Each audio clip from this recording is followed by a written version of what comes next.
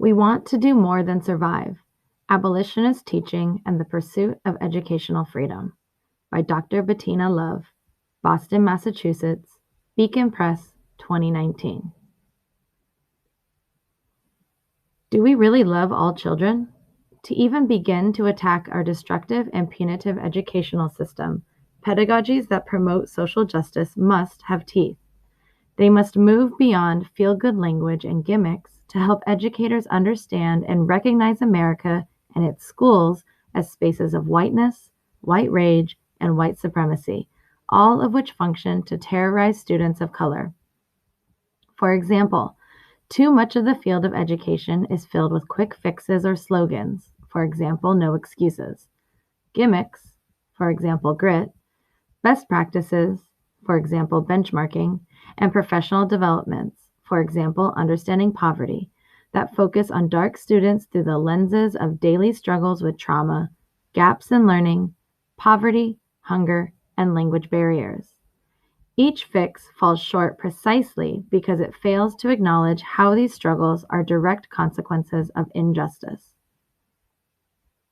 In reality, many of these teachers who, quote, love all children are deeply entrenched in racism, transphobia, classism, rigid ideas of gender, and Islamophobia. These teachers do not belong in classrooms with dark children, or even white children, because anti-darkness can happen without dark children in the room. Anti-darkness is the social disregard for dark bodies and the denial of dark people's existence in humanity. When white students attend nearly all white schools, intentionally removed from America's darkness to reinforce white dominance, that is anti-darkness. When dark people are presented in school curriculums as unfortunate circumstances of history, that is anti-darkness. When schools are filled with white faces in positions of authority and dark faces in the school's help staff, that is anti-darkness. The idea that dark people have had no impact on history or the progress of mankind is one of the foundational ideas of white supremacy. Denying dark people's existence and contributions to human progress relegates dark folks to being takers and not co-creators of history or their lives. If we are being truly honest, if a teacher believes Mexicans are animals, that teacher cannot teach Mexican children. Simply said, a teacher cannot support hateful rhetoric about dark children and their families and still teach them with kindness, love, and care and see the beauty in that child's culture. Simply put, many of our schools function as spaces of dark suffering.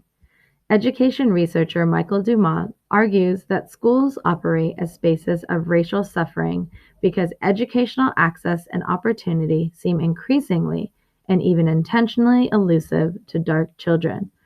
To understand schools as sites of dark suffering is to understand how anti-darkness works in the day-to-day lives of both dark and white children. Anti-darkness in our schools cannot be remedied by advocating for charter schools, No Child Left Behind, President George W. Bush's education reform policy, the Common Core, or Race to the Top, President Barack Obama's education reform policy. The perpetual suffering dark families endure in yearning for an education for their children is the elucidation of survival, the conundrum of a dark reality. What is astonishing is that through all the suffering the dark body endures, there is joy, black joy. I do not mean the type of fabricated and forced joy found in a Pepsi commercial.